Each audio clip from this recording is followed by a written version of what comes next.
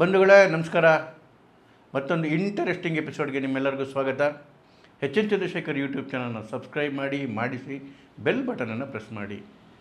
ಈ ಜಮೀರ್ ಅಹ್ಮದ್ಗೆ ವಾಚ್ಮ್ಯಾನ್ ಆಗಬೇಕು ಅಂತೇಳಿ ಭಾಳ ಆಸೆ ಇತ್ತು. ಅದಕ್ಕೆ ಹೇಳಿದರು, ಯಡಿಯೂರಪ್ಪನವರನ್ನು ಮತ್ತೆ ಮುಖ್ಯಮಂತ್ರಿ ಆದರೆ ಬಿ ಜೆ ಪಿ ಸರ್ಕಾರ ಬಂದರೆ ಅವ್ರ ಮನೆ ಮುಂದೆ ವಾಚ್ಮ್ಯಾನ್ ಆಗ್ತೀನಿ ಅಂತ ಹೇಳಿ ಯಡಿಯೂರಪ್ಪನವ್ರು ಮುಖ್ಯಮಂತ್ರಿ ಆದರು. ಬಿ ಜೆ ಪಿ ಸರ್ಕಾರ ಬಂತು. ಆದರೆ ಅದು ಏನಾಯಿತೋ ಏನೋ ಮಾತು ಮರ್ತ್ಕೊಂಡ್ಬಿಟ್ರು ಜಮೀರ್ ಅವರು. ಆ ಕನಸು ಪಾಪ ಕನಸಾಗಿ ಉಳಿದ್ಬಿಡ್ತು. ಆದರೆ ಡಿ ಕೆ ಶಿವಕುಮಾರ್ ಅವರು ಇನ್ನೊಂದು ಕನಸನ್ನು ನೆನೆಸು ಮಾಡ್ತಾ ಇದ್ದಾರೆ. ಬಸ್ಗೆ ರೈಟ್ ಹೇಳಬೇಕು ಅಂತೇಳಿ ಭಾಳ ಆಸೆ ಇತ್ತೇನೋ ಜಮೀರ್ ಅಹ್ಮದ್ಗೆ. ಅದಕ್ಕೆ ಡಿ ಕೆ ಶಿವಕುಮಾರ್ ಮುಖ್ಯಮಂತ್ರಿ ಆಗ್ತಿದ್ದಂಗೆ ಮತ್ತೆ ಕಲಾಸಿ ಪಳ್ಳಾಗಿ ಅಟ್ಟಿದ್ದಾರೆ ಜಮೀರ್ ಅಹ್ಮದ್ನ. ಹೋಗು ನಿಮ್ಮ ನ್ಯಾಷನಲ್ ಬಸ್ಗೆ ರೈಟ್ ಹೇಳೋಗು ಅಂತೇಳಿ. ಮಿನಿಸ್ಟರ್ ಆಗಬೇಕು ಅಂತ ಕನಸು ಕಾಣ್ತಿದ್ದ ಜಮೀರ್ ಅಹ್ಮದ್ ಎಲ್ಲೂ ಕಾಣಿಸ್ತಲೇ ಇಲ್ಲ. ಸುದ್ದಿ ಬರ್ತಾ ಇದೆ ಕಲಾಸಿ ಪಳ್ಳೆಮಲ್ಲಿ right right right right right ಹೇಳ್ತಾವ್ರೆ ಅಂತೇಳಿ. ಇಂಥ ದುರಾಂಕಾರಿಗಳಿಗೆ, ನಯವಂಚಕರುಗಳಿಗೆ, ದ್ರೋಹಿಗಳಿಗೆ ಸರಿಯಾದ ಜಾಗಕ್ಕೆ ಕಳಿಸಿದ್ದಾರೆ ಅವರು. ದ್ರೋಹಿ ಅಂತ ಯಾಕೆ ಹೇಳ್ತಿದ್ದೀನಿ ಅಂತ ಹೇಳಿದ್ರೆ, ನೋಡಿ, ಜಮೀರ್ ಅಹ್ಮದ್ JDS ಬಿಟ್ಬಿಟ್ಟು ಕಾಂಗ್ರೆಸ್ಸಿಗೆ ಬಂದಾಗ ಕಾಂಗ್ರೆಸ್ ಅವ್ರನ್ನ ಪ್ರೀತಿಯಿಂದ ಒಪ್ಕೊಂಡು MLA ಮಾಡ್ತು, ಮಿನಿಸ್ಟ್ರು ಮಾಡ್ತು. ಯೋಗ್ಯತೆ ಇಲ್ಲ ಅಂತ ಗೊತ್ತಿದ್ರೂ ಕೂಡ ಮಿನಿಸ್ಟ್ರು ಮಾಡ್ತು. ಆದರೆ ಈ ಜಮೀರ್ ಅಹ್ಮದ್ ತನ್ನ ಮಾತೃಪಕ್ಷಕ್ಕೆ ಕಾಂಗ್ರೆಸ್ಗೆ ಮಾಡಿದ್ದೇನ್ರಿ? ಆಡಿಯೋ ರಿಲೀಸ್ ಆಗಿದೆಯಲ್ಲ, ಕೇಳಬೇಕು ನೀವು. ಕೇಳಿ ಒಂದ್ಸರಿ. नगर के वहाँ पूरे 10 बूथा एक जगह 8 बूथा है। वो पूरा ऑलमोस्ट कुकर चल रहा था। ऑलमोस्ट कुकर चल रहा। जबरदस्त सुना यहाँ सिराजा जबरदस्ती किसी घर से बुलाने का नहीं बुला रहे नहीं साहब। हूँ साहब हकीकत अब आ जाको बाहर आ जाको नहीं आ रहे साहब। नहीं सुनो, मैं बोल कंप्लीट करने दीजिए मुझे। साहब बोलो। अब आदमी परसेंटेज नहीं है हमारा। सर जबरदस्ती कर को बाहर बुलाने का। हूँ सर। अब उन्होंने आई क्या होता भूता में गए तो वो कांग्रेस को दाल का आदत क्या करती भरोसा नहीं हमना। आई सोलंग बोल को इंडिपेंडेंट को भी एसजीपी दिलाओ। हूँ सर। नहीं है तो भी अच्छा है करूँ समय। हूँ सर वही बुलाने का। क्या बोलेंगे कांग्रेस वाले क्या भी नहीं। वो तो अब मैं वहाँ नीचे के बूथा गया था ना, वहाँ कांग्रेस वाले ठेर को पैसे तुम बोल रहे ना पैसे देने गए थे। पैसे नको छोड़ो हम ना पैसे नको अगर बोल को गए थे। और यहाँ भी बूढ़ा वाटांगे नहीं भी पैसे नको मैं डालते मालूम नहीं अगर बोल खाए गए थे। बाद में हमारे दो छोकरा ही वहाँ। वो इसकी सादिक पहलवान का वार्ड कौन दिख रही है? सादिक पहलवान का वार्ड में हमारे वो अरब कर को एक छोकरा है, रियाज के साथ करा ना, वो पूरा वायरल करा डाला इसमें मीडिया में डाल को मैं।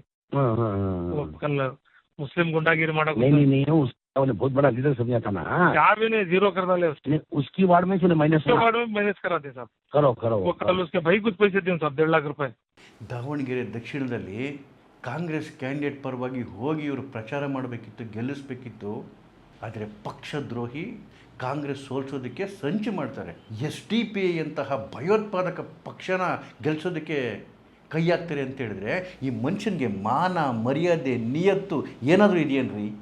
ಇಂಥ ಹುಳುಗಳು ಇರಬೇಕಾ ರಾಜಕಾರಣದಲ್ಲಿ? ಮಾಡಿದ್ದೆಲ್ಲ ಅನಾಚಾರ. ಇಂಥ ಹುಳುಗಳನ್ನ ಎಲ್ಲೋ ಬಿಟ್ಬಿಟ್ಟು ಕುಮಾರಸ್ವಾಮಿ ತಲೆ ಮೇಲೆ ಕೂರಿಸ್ಕೊಂಡ್ರು. MLA ಮಾಡಿದ್ರು, ಮಿನಿಸ್ಟರ್ ಮಾಡಿದ್ರು. ಅದಕ್ಕೆ ಸರಿಯಾಗಿ ಅನುಭವಿಸಿದ್ರು. ತಿಂದು ತೇಗಿ ಕುಮಾರಣ್ಣವ್ರ ಮೇಲೆ ಹೇಸಿಗೆ ಮಾಡಿ ಹೋಯ್ತು ಕಾಂಗ್ರೆಸ್ ಪಕ್ಷಕ್ಕೆ. ಅವ್ರನ್ನ ಅಲ್ಲೋದ್ಮೇಲೆ ಸಿದ್ದರಾಮಯ್ಯ ತಗೊಂಡು ತಲೆ ಮೇಲೆ ಕೂರಿಸಿದ್ರು. ಅದಕ್ಕೆ ಸರಿಯಾಗಿ ಶಿಕ್ಷೆ ಆಯಿತು ಕಾಂಗ್ರೆಸ್ಗೆ. ಮಲ್ಲಿಕಾರ್ಜುನ್ ಇವ್ರ ಯೋಗ್ಯತೆನ ಸರಿಯಾಗಿ ಹೇಳ್ದಿದ್ರು. ಅವನ್ಯಾರು ಇಲ್ಲಿಗೆ ಬರೋಕ್ಕೆ ಅಂತೇಳಿ ಏಕವಚನದಲ್ಲಿ ಕರೆದಿದ್ರು. ಅವ್ರ ಯೋಗ್ಯತೆ SS ಮಲ್ಲಿಕಾರ್ಜುನ್ಗೆ ಭಾಳ ಚೆನ್ನಾಗಿ ಗೊತ್ತಿತ್ತು. ಅದಕ್ಕೆ ಇನ್ನು ಎಲೆಕ್ಷನ್ಗೆ ಮುಂಚೆನೇ ಭಾಳ ಚೆನ್ನಾಗಿ ಹೇಳಿದರು. ಪತ್ರಕರ್ತರು ಜಮೀರ್ ಬರಲ್ವಾ ಅಂತ ಹೇಳಿದ್ರೆ ಅವ್ನು ಬರ್ದಿದ್ರೆ ಚಲೋ ಐತೆ ಅಂತ ಹೇಳಿದರು. ಕಡೆಗೂ ತನ್ನ ಯೋಗ್ಯತೆ ತೋರಿಸ್ಬಿಟ್ನಲ್ಲ.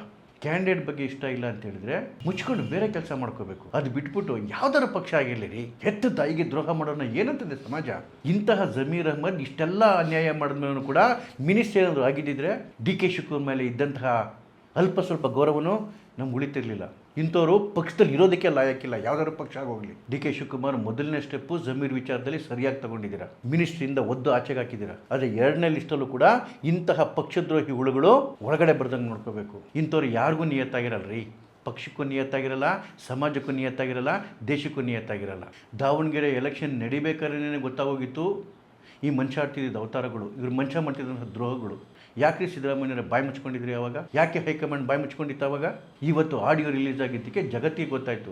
ಆದರೆ SS ಮಲ್ಲಿಕಾರ್ಜುನ್ಗೆ ಮೊದಲೇ ಗೊತ್ತಿತ್ತು ಇವ್ರು ಮಾಡ್ತಿರೋ ದ್ರೋಹಗಳು. ಕಾಂಗ್ರೆಸ್ ಏನೂ ಮಾಡಲಿಲ್ವಲ್ಲ?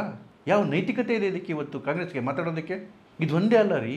ಆ KJ ಹಳ್ಳಿ DJ ಹಳ್ಳಿನಲ್ಲಿ ಸ್ಟೇಷನ್ಗೆ ಬೆಂಕಿ ಇದ್ದವ್ರನ್ನ ಇವರದೇ ಪಕ್ಷದ ಒಬ್ಬ ದಲಿತ MLA ಅಖಂಡ ಶ್ರೀನಿವಾಸ್ ಮನೆಗೆ ಬೆಂಕಿ ಇದ್ದವ್ರನ್ನ ಬೇಲ್ಕೋಟ್ ಆಚೆ ಕಡೆ ಕರ್ಕೊಂಬಂದು ಹಾರ ಹಾಕಿ ಸ್ವಾಗತ ಮಾಡ್ತಾನೆ ಈ ಜಮೀರ್ ಅಹ್ಮದ್. ಯಾವುದೇ ಗಲಭೆಕೋರರಿರಲಿ, ಯಾವುದೇ ಪುಂಡ್ರಿರಲಿ, ಯಾವುದೇ ಜಿಹಾದಿಗಳಿರಲಿ, ಅವ್ರ ಸಪೋರ್ಟಿಗೆ ನಿಂತ್ಕೊತಾ ಇದ್ದು ಇದೇ ಜಮೀರ್ ಅಹ್ಮದ್, ಜಿಹಾದಿ ಮನಸ್ಥಿತಿಯ ಜಮೀರ್ ಅಹ್ಮದ್. ಇಂಥ ಮನುಷ್ಯನಿಗೆ ಅವತ್ತೇ ತಕ್ಷಣ ಶಾಸ್ತಿ ಆಗಬೇಕಿತ್ತು. ಕಾಂಗ್ರೆಸ್ಸಲ್ಲಿ ಇಂಥವ್ರಿಗೆ ತಾನೇ ಮನ್ನಣೆ ಹಾಕೋದು.